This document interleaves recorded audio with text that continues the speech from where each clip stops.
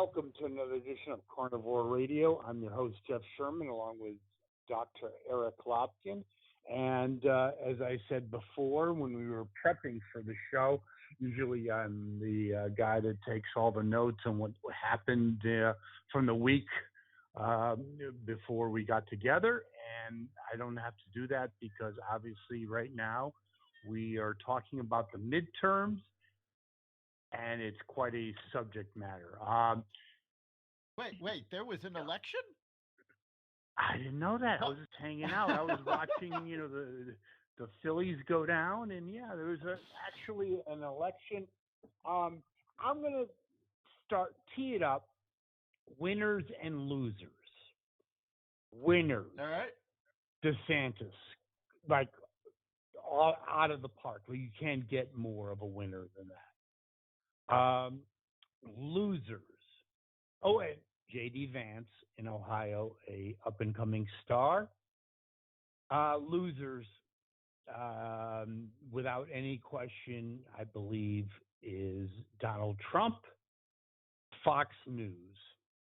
And you can join the conversation, Dr. Lopkin. Yeah, I don't know if I would include Fox News in that. They've been hemming and hawing all along because the data has been showing a lot of different things. So I don't know. Let me they're interject really something because I kind of actually, as always, or not always, but oftentimes, I agree with you. They're pundits. Everyone from Newt Gingrich saying they were going to, they're going to get 800, seats in the House and 55 seats in the Senate. So, yeah, they had the usual suspects, and basically they did have their effect, maybe a negative effect on turnout because, according to them, it was all buttoned down. But, yeah, so I will definitely... Yeah, but by the same token, MSNBC and CNN had Nancy Pelosi saying that they were going to win, and that's just, that's par for the course. Everybody thinks they're going to win everything. I think the biggest loser of the night is Donald Trump. 100. No, wait. That is worth its own podcast, Dr. Lopkin, because we talked about this on Carnivore Radio. We've talked about this for a while. And again, first rule of marketing, just because you think something is something doesn't mean something. And all my friends were talking about, waiting for the day Trump would go away. He screwed us over. He got us the most incompetent president ever, yada, yada, yada. We got it, right? Yes, biggest loser, his endorsements, except for J.D. Vance, which, by the way, he had to have a rally in Ohio when J.D. Vance didn't need him. Could have screwed it up. He also could have screwed up when he said, J.D. Vance kisses my ass. Yes, Donald Trump has given, or this midterm election has given people, conservatives, the get out of jail card, a reason to vote against Trump. Your comments. Yeah, I think that's true. Even more than that, though, I think Trump teasing that he was going to make an announcement right after the midterms, that scared people because they don't want him running again. Wait, let me interject one thing. Again, Dr. Eric Lopkin, 100% correct. And I was texting, tweeting, whatever, some of my friends, and I thought he was actually going to announce, which would have been a disaster. But yes, I agree with you. No, if he had actually announced... Go ahead. Yeah, sorry. If he had announced before the midterms, you would have seen a blue wave. There you go. So, biggest loser, Donald Trump. He's toxic. Look at who he propped up. The best example of that is Dr. Oz. My cat, Carl, who I love very much, could beat Fetterman, and rightfully so. But Trump I appointee I've said that. Dr. Oz, hello. Yeah, I've said this on the podcast before. I've said it in other places. I feel bad for the people of Pennsylvania because they had a no-win situation. They had an idiot running as a Democrat and an idiot running as a Republican, and neither one of them is going to do the state any good. Well, I would have to say that I would actually have to say that Pennsylvania, in my estimation, which I've lived in 5 or 6 years in Philadelphia, what were you thinking? Dr. Oz, not the most compelling candidate ever, but yes, you decided because Dr. Oz is too successful, he eats sushi and doesn't wear a hoodie, is much better than someone that's actually clinically basically disabled. There you go. And his views are insane. Yeah, I think the Welcome views to Pennsylvania. the views are the bigger problem because he can recover from the stroke. He's not going to recover from his idiotic views. And Fetterman said something at a rally a couple of days ago that unfortunately is completely true, and it's probably the one factor that gave him the election, is the fact that Dr. Oz made his living spreading bad information. I mean, the AMA wanted him removed from, wanted his doctorate removed. So putting him up was ridiculous. Basically, it's part of the spin cycle, however, of Oprah. You got Dr. Phil, who claims he's a psychiatrist, psychologist. His doctorate, I think, is in like nutrition. Oprah, we'll just leave that one alone. And then Dr. Oz, again, the absolute worst and again, we go into the judgment factor. Actually, let's not leave Oprah alone, because Oprah is responsible for some of the worst information getting out. She promoted Dr. Oz. She promoted Dr. Phil. She promoted Jenny McCarthy talking about how vaccines cause autism. Science has proved that wrong. She was also a big supporter of Stacey Abrams, who's one of the other big losers of the night. Whoa, hold on. Because I'm advancing in my years, Dr. Lotkin, unlike you, we need to focus on that. The other two losers, before we get back to Trump, Stacey Abrams and our buddy Beto O'Rourke. Yeah, Beto, and bon voyage for both of them. And Beto, by the way, he would have lost anyway, but he was only like 3 or 4 points behind until he pulled the despicable event, campaign nonsense when the kids were shot in Texas, and he showed up, and it took a Hispanic, I believe he was just a regular kind of neutral player in the whole thing, saying, "You're sick." That was when it ended. That it would have ended his anyway. Campaign. But that was the swan song, and hopefully, may Jesus Christ be with us, that both of them, Stacey Abrams and Beto O'Rourke, are done. I don't think I'm going to be that lucky, but please go away, both of you. And I would say O'Rourke more than Stacey Abrams. Just complete loser. I don't think Stacey Abrams is going away.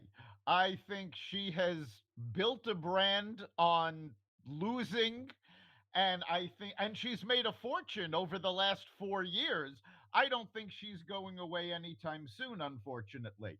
But let me interject one thing about her fortune. Yes, the one that had amazing amounts of credit card debt, yada, yada, yada, is now reversed that. How does that happen? I have no idea how it happened.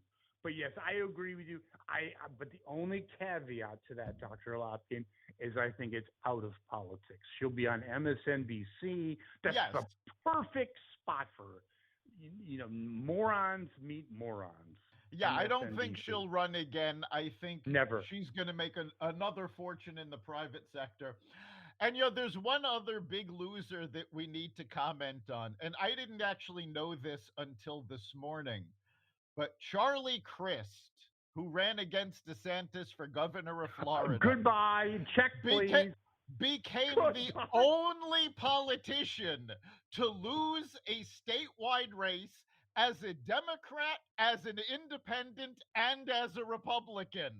No, agreed. Unlike Stacey Abrams, unfortunately for Mr. Chris, there is 0.0 chance of them ever resurrect. I'm sure he has his own money. Public or private sector, it's called check, please. Am I correct? He's done. He was wiped out by DeSantis last night. And in fact, the only sign of a red wave was in Florida. With Rubio and DeSantis. But wait, hold on, Dr. Lopkin. Dr. Lopkin, let's revisit losers. And I know our listeners want to hear your take on Donald Trump. I'm going to leave it alone. Your take, Donald Trump. Why is he in the L category? Go for it. Based on the data that came out of exit polls, Donald Trump was the major reason that people did not vote for Republicans. They might have hated what the Democrats were doing, but they don't trust Donald Trump. And the big takeaway that the Republican Party has to take from yesterday is that they need to focus on the future and forget about 2020, forget about Donald Trump. He's done. Agreed, a 1 trillion %. And I'll just elaborate on that. And we've talked a bit about this on Carnivore Radio, is I believe, and again, unscientific poll, but everyone I knew, we're really like, how does everyone, 80% approval in the Republican Party? No, he's got to go away. I'm talking about just my little circle of friends and associates. I believe, and your comment, please, Dr. Lopkin, last night he gave the excuse that everyone wanted. Or the reason, I should say. He did. And I actually heard a Republican pundit say that this could very well be the second time that Donald Trump has cost the Republicans the Senate. And there's no doubt he cost them the Senate in 2020. No question. There's still the possibility that the Republicans can take the Senate. If they do, I think it's going to be by a seat. But Donald Trump is what people are voting against. And the funny thing is, it's him as a person. If you talk about his policies without attributing those policies to anyone, people are overwhelmingly in favor of them. But as soon as you say it's Donald Trump, no, we can't have him. It's him as a person that's polarizing, and he needs to put his ego aside for the good of the country, for the good of the Republican Party, and quite frankly, for the good of the Democratic Party. Because honestly, I think, I said the good of the country, the good of the Republican Party, and for the good of the Democratic Party. Because the more Trump is out there, the more power the radical left gets over the Democratic Party. And without Trump, the moderates in the Democratic Party can take control again, and we can have a sane conversation, which is not possible with the radical left or the radical right. Yes, 100% agree. But I also have one little caveat. Your comment, please, is all about January 6th, not about the friggin' stupid, in the Inquisition about it. That was nonsensical. But that was the bridge too far. I was a Trump supporter. Did I like his tweets about the waitress at Denny's? No, I did not. It got to be exhausting at the end, especially the last 6 months. But then The Bridge Too Far, by the way, a great movie. The Bridge Too Far was January 6th. It's just, yes, did he call for no, I get it. I get all that. It's called judgment. If he had a fireside chat and said, I completely disagree with the results. I believe there is malfeasance. I believe yada, yada, yada, but I'm an American and I'm stepping aside for another battle. He would have been more than viable, but shithead cannot get out of his own way, and that was the end. Your comment, please, Dr. Lopkin. Yeah, no, everything you've said is right, but I would add one other thing. He could have saved all of that if on January 7th he condemned the violence, and he never did. I don't honestly believe that he instigated January 6th. Agreed. If you take a look at the video, he did call for them to peacefully march, but he never came out and decried against the violence, and that's what he should have done. But there's also a thing called judgment. You're playing with fire. Like I said, and one thing I'm totally aghast about, he's supposed to be the king of media, and the media say he grew up in the media and beginning in 1982, whatever. And hello, genius. I'm just a regular guy. Suck it up.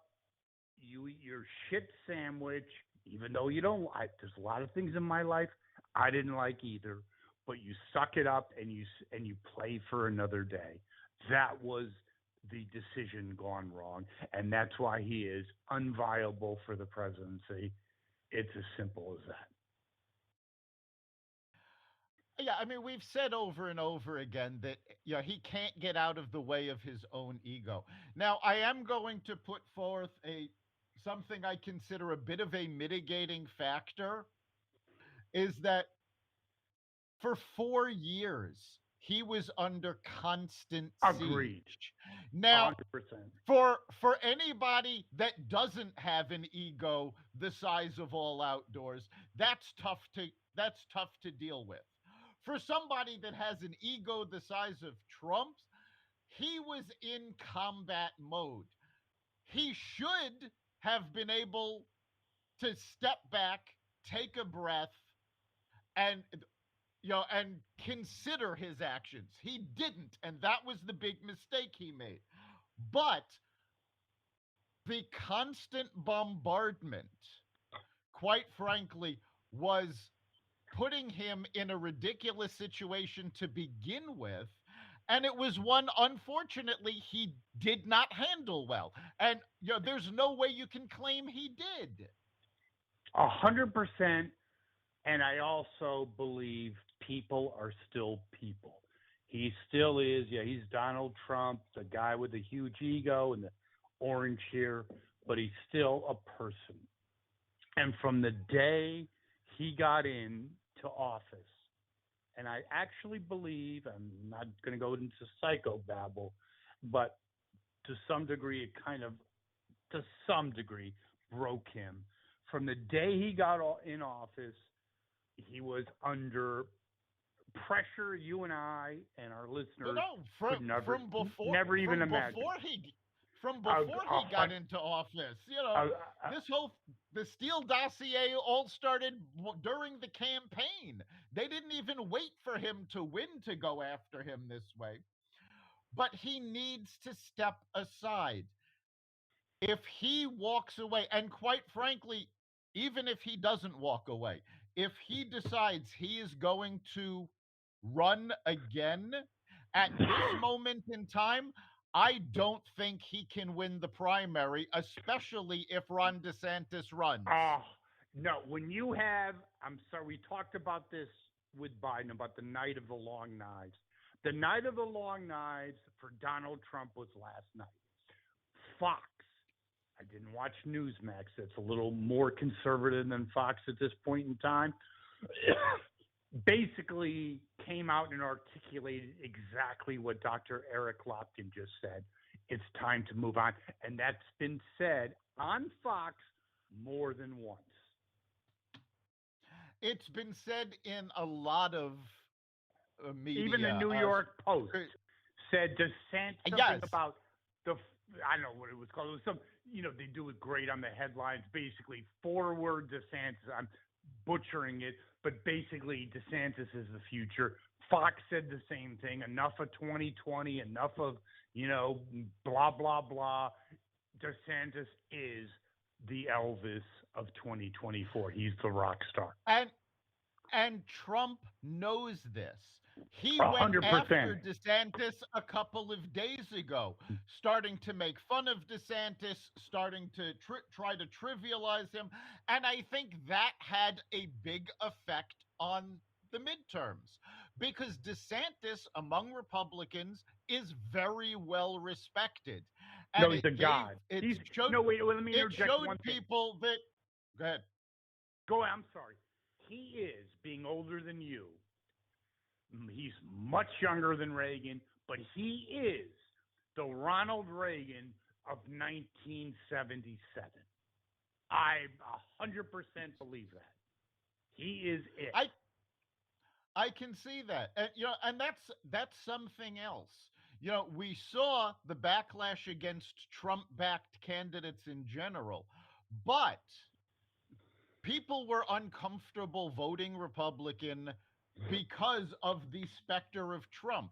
And the big examples of those that were able to escape that, it wasn't just a matter of distancing from Trump. The three biggest Republican winners all had track records of success that you couldn't argue with. And I'm talking about three governors: Kemp, DeSantis, and Abbott. I would agree. And I also believe J.D. Vance is another rock star, not in the same league as DeSantis, but someone that was brilliant enough, especially with his background. He's a brilliant man, was smart enough to not alienate Trump, even though Trump said, oh, yeah, J.D. Vance kisses my ass. Could have screwed the whole thing up. But he put an arm's length away from Trump. Trump at this point is your toxic uncle that you just need to see on Thanksgiving, and that's thank you very much. Am I correct? You are absolutely correct. And there are rising stars, even among those that didn't win their seats. Lee Zeldin, who running for governor of New York, lost the gubernatorial election, but he came within 5 points. A Republican hasn't come within 5 points of winning a statewide office in New York 1994. in 20 years. And even though he didn't win, it does look like he was able to help carry 3 congressional seats in Long Island that are looking to turn red. Yes, I believe he's a rock star, and a rock star, that would be, if I'm going to design the perfect Jagger Richards ticket, it is DeSantis and Zeldin. Absolutely. That is Jagger Richards, is McCartney and Lennon. Is it not correct? I think so. I mean, they've both got huge followings that, brought them along. And again, to do as well as Lee Zeldin did in New York, honestly, there was speculation that said the only reason he did not win the governor's seat, Trump, had nothing to do with Trump. It actually had to do with the fact that New Yorkers who would have been more likely to vote for Lee Zeldin over the last 2 years, they all moved to Florida. 100 doctor. That's why you are the doctor. 100%. They voted for DeSantis, and I Yes. also think, and talking about rock stars, yes, I said that kind of. I do believe what I said in terms of the rock star ticket, but there's so many rock stars out there. If Trump gets out of the way for the Republicans, Nikki Haley, the list goes on. Just please get out of the way. You are the slug, like I said, the uncle that's effed up, and just please, you love him, but please go away. Yeah, and that right now is the big difference between the Republican Party and the Democratic Party, is that the Democratic Party does not have a deep bench at this point. Trump needs to get out of the way and let the Republicans bench do their job. But to give a really good example of the condition that the Democratic Party in, even though there was no red wave, it does not signify strength for the Democrats. And the example is Maloney. Maloney was a congressman in New York. He was head of the Democratic campaign committee, and he lost his seat in deep blue New York. Is They he voted the genius that against. said about Chef Boyardee? Is that him? Yes, that's him. Boy, genius. That was one of the. I cannot even equate that to. And I've been on this planet longer than I like to admit. I cannot equate. That is the dumbest thing I have ever heard in terms of politically. Yeah, it's right up there with Clinton with the deplorables. It's almost. It is. And this is the man who was in charge of the Democrats' strategy. And in deep blue New York, he lost his seat. So the Democrats don't come out of this in good condition. Quite frankly, neither do the Republicans, but I think it's an easier fix for the Republicans, because if the Republicans can get rid of Trump, they're halfway home. The Democrats have to do a lot of soul searching, and a lot of people have to go. I agree. I actually woke up this morning kind of a little bummed out, but I believe that it actually, in a weird metaphysical way, works out for the Republicans. There is a chance, no guarantee. They got, I think, 49 at this point. I think Wisconsin has gone to the Republicans. There's a good chance, there is a chance, okay, there's a exceptional chance they'll get 50. And given Manchin's political fortunes, he's got to vote Republican or he's finished. Check, please. But we might get 51. And I heard this analysis. It's not my own. I love your comment. I believe that it's maybe one of the greatest things ever for the country and the Republicans, because if it was a come to Jesus meeting, it would be check, please, for Biden. It would be the night of the long knives. Yes, genius. Here is some pistachio ice cream, and here's your check, please. But if we get 51, that's the perfect victory. We get the House, the Senate, and unlike what would happen with a red wave, the Democrats and Biden push on with their destructive agenda. Your comments. And plus, also, Trump goes away. Trump would not have gone away if it was a red wave. Go for it. No, if there had been a red wave, Trump would definitely not have gone away. I think that's probably the best scenario out of this, is the Republican Party moving away from Trump. I think when I saw that there were so many races still up in the air, I also was a little bummed by that. I wouldn't have even been as bummed if the Democrats had managed to win, because my take when I saw so many undecideds was, oh my God, the radicals on both sides have basically taken control of the parties and nobody is talking. When I looked at the data though, I saw that that actually was not the case. There were radical Republican seats that were ended up being very close. There were deep blue seats that went red. So it wasn't a matter of the radicals in each party taking control. It was really a matter of people saying, you know what? I no longer trust either party. And I actually spoke to a number of people who have expressed this. I got a call from someone I've known for years yesterday saying who's lamenting the fact that he didn't think it mattered who won. Both parties were going to destroy democracy. And I think My, the fact that it's this close and the fact that if the Republicans take the Senate, it's only going to be by a seat. I'm pretty sure they're going to take the House, but it's also not going to be by much. And that means that both parties need to do soul searching because neither one got a real victory. They need to say, okay, you know what? We've gone too far in the wrong direction. We need to listen to the voters. Now, will either party actually do this? I don't know. But they both need to regroup and go, all right, the past is the past. Enough is enough. We need to figure out how to move forward. my only takeaway of that, I would agree on the Democratic side.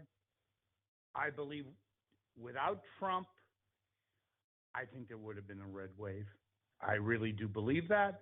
I think he was a mitigating factor that Trump equals Republicans and I can't do this shit anymore.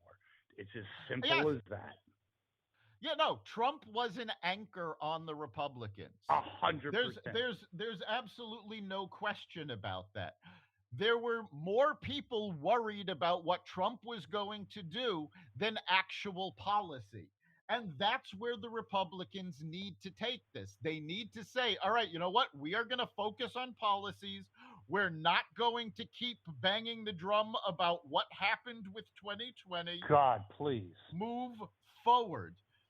And again, Okay, but what? as Wait, I wait. said If Trump, earlier, as I said okay, if earlier, Trump, without Trump, the left wing of the Democratic Party loses its power. yes, 100%. But let's play this out. 2024. Trump doesn't give a shit about America. I'm sorry, his policies are great. Trump cares about Trump.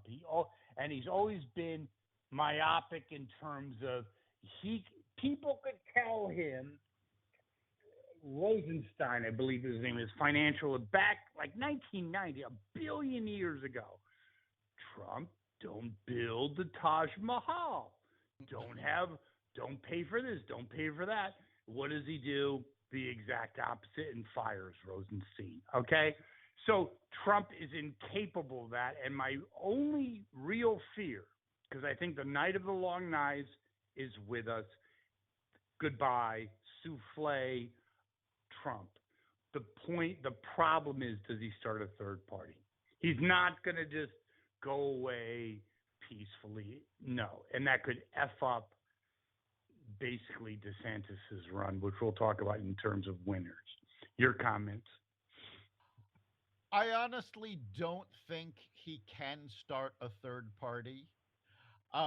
He might consider it, but he's not an independent. Nobody is going to believe that he's going to be a centrist anymore. So if he tries to start a third party, it's going to be a fringe party like the Conservative Party or the Green Party on the left. Nobody's going to follow him there because they know that party's not going to be able to win. So if he does that, the only thing he's going to do is shoot himself in the foot. And quite frankly, let's Take a look at Truth Social. This was Trump's shot at Twitter. He was going to create his own social media platform. And in full disclosure, I'm on Truth Social. I have some followers on Truth Social. We promote Carnivore Radio on Truth Social, but we do this on every social media platform. And the fact of the matter is, it's not making money. It's not going to, I don't actually think it's going to survive. He can't start from scratch. And if he doesn't realize this, then he's just going to make himself look bad. And quite frankly, he won't I don't think he will even attempt to make a third party until going through the Republican primary. And by that point, it's too late. Okay, okay, last takeaway. His press secretary, McElhaney, I was shocked. She was on, just bolstering your point. She could not have a bigger Trump supporter. She's a bright gal, all the above. Actually, I think loves Trump. Helped her through her mastectomies, all the above, right? Basically said, paraphrasing, it's time for him to step aside. That was something only Carnivore Radio can say and might not be reported as much as it should, but Trump could burn a building down and she would say, well, the match, spontaneously ignited. It's really not his fault. She basically came out and said it's time for a change. Yeah, and quite frankly, that's the best thing right now that could happen to America is both Trump and Biden say we're not running in 2024. Yeah, but one thing yes, I agree with that. But one of the better takeaways, if the Republicans get 51, which is more than reasonable in the Senate, yep. And by the way, I believe in the 2nd district, that has flipped. I believe it went Republican with what's his name, George whatever. I think it flipped in Connecticut. That's the report. I'm not sure. The last thing I saw was it was still too close to call, but it's very possible. Okay, that's just an aside. The bottom line is all we've talked about is correct. And when you move on to rock stars, DeSantis hit it out of the park. Like, not even out of the park. Like, if you're Donald Trump and you're in Mar-a-Lago, even an egotist like him, it's got to resonate that it's kind of over. I hope so. But I mean, honestly, I said this about Biden in the last episode or one of the previous episodes, where I don't think he's, in touch with reality and he knows what's going on. I'm starting to think the same thing about Trump. I think he's listening to his ego and not what's really going on. And that's a problem. And that's why he needs to go away. Yeah, I hope you're 100% correct about a third party, because that would be enough, even though just like 2000, when you had the Green Party, kind of, I'm sure of it almost, that George W. would not have been president. That was enough, 2 or 3% in today, especially in today's polarized political environment. So hopefully, I don't have any trust in him. I think he's actually going to announce next Tuesday. I also think the shit he pulled in Ohio, showing up to a place that didn't really need him, I think it didn't help in any way that he alluded to the fact that he was going to announce. I think this guy needs this. He's incapable of it, but please go away And my last take on the midterms is it did, we've already talked about this, but I'll just reiterate that it gave conservatives and Republicans the excuse to dispense of him. Final thoughts. And I think that's actually what's going to happen. I think he's again going to not get out of the way of his own ego. I think he is going to run again, but I don't think this time he's going to survive the early primaries. I think, especially if DeSantis does run, I think the Republicans have had it. They've seen the destructive influence he's got. They've seen the fact that he is so polarizing, he will keep them from winning. And I think in early primaries, DeSantis will absolutely destroy him. Destroy him.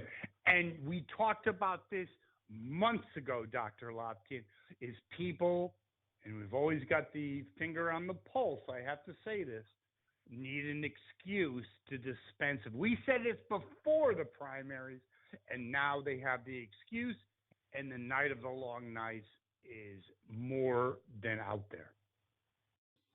Yeah, and I think the other thing that on the other side of the aisle, you're going to start seeing the same thing with Biden, because he did not do anything but drag the ticket down. So I think the parties are going to start going, all right, Democrats are going to start saying we need to get rid of Biden. Republicans are going to start saying we need to get rid of Trump. And hopefully both parties will take a good, deep look at the results of this election and say, all right, let's put the past behind us and figure out how to move forward. That's the most important thing. Dr. Lopkin, my only caveat to that, 100% agree. On the Republican side, I believe to conservatives and Republicans, I do not agree with the fact that I believe this was the perfect storm for Republicans if we get 51 seats, because I think I've said this 2 weeks ago, is that if Biden got his ass handed to him, then the night of the long knives come out and they tell him, here's some ice cream, hit the friggin' road. But now he's emboldened. He's not going away. I actually think it helps the country and the Republicans. Final thoughts, my friend. Well, we did see reports, and you and I talked about this briefly between the podcasts, that after we got off the air last week, reports surfaced that Biden had already started talking to people about his reelection bid. So, yes, it does look like Biden is going to run again. And this has bolstered it. I'm sure it has. And quite frankly, that's going to be dangerous for the Democrats. It's going to cost them in 2024.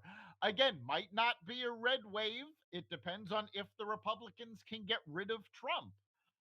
But it's not going be a red wave. No, 100% well for Biden. 100% agree with you about Trump. If DeSantis and Nikki Haley or anyone else we talked about, what an amazing ticket it could be. And basically, on Fox News, a Democratic strategist said that if DeSantis goes through a bloody primary with Trump and wins, this is a Democrat, not a Republican, that he would defeat any Democrat that is out there handily. It would be man against boy. Final comments. I think that's absolutely right. DeSantis has the track record as governor to say, look, we fought COVID, we won. We're fighting hurricanes, we won. Our economy is booming, and we can do for Florida, for the country, what we did for Florida. He's got the track record, and that's something that's very important right now, that he can point to accomplishments. If he goes into a primary against Trump I don't think the Democrats have anybody that can beat him at this point. Now, let's be fair. At this point, nobody had ever heard of Bill Clinton or Barack Obama. So somebody could come out of nowhere.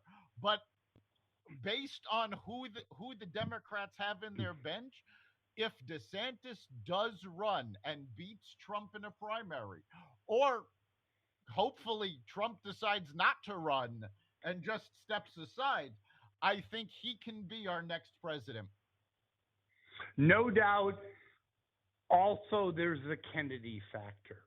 DeSantis, I'm sorry, now that I'm playing the back nine, unfortunately, youth does have its appeal. You got DeSantis. I think he's 45, maybe less than that. Good-looking guy, sharp, all the future. It just spells future. And you got Trump, 75, whatever he is, I don't really care. 70 plus, and it spells or dictates pass, 2020. They effed me. But no one wants to revisit that shit. Am I correct? No, they don't. And that's something else that DeSantis has in his favor in the general election. Because let's face it, let's assume Biden either doesn't run or loses the Democratic nomination. Or has an aneurysm. Right. Just kidding. Who do they have in the wings? Well, at this point, the most common name surfacing is Newsom. Well, take a look at what DeSantis did for Florida and take a look at what Newsom did for California. Which direction do you want the country to go in? Economic prosperity or, falling into the toilet? I don't know. Do I have time to answer that question? Yeah. Hello. Yeah, and that's amazing. So, absolutely, that's where we are. I think it's really more than interesting what's going to happen. Any final thoughts, Dr. Lopkin? I think if both parties take a good look at the results and act accordingly, which is listening to the voters, switching away from the far left and the far right, getting rid of Trump and Biden, I think this could end up being an excellent moment for the country. 100%. If, on the other hand, the parties go, well, we're going to keep doing what we've been doing, then, all bets are off and it's going to be horrible. Dr. Lopkin, thank you so much. One of our shorter podcasts, but maybe one of our better because we got right to the point. And remember, you can catch every episode of Carnivore Radio at the Carnivore Radio website, xvadio.com/podcasts, the Apple Podcasts app, Google Podcasts, Spotify, iHeartRadio, Stitcher, Amazon Music, Audible, and other platforms that respect freedom of speech. Thank you, Dr. Lopkin. We'll see you next time.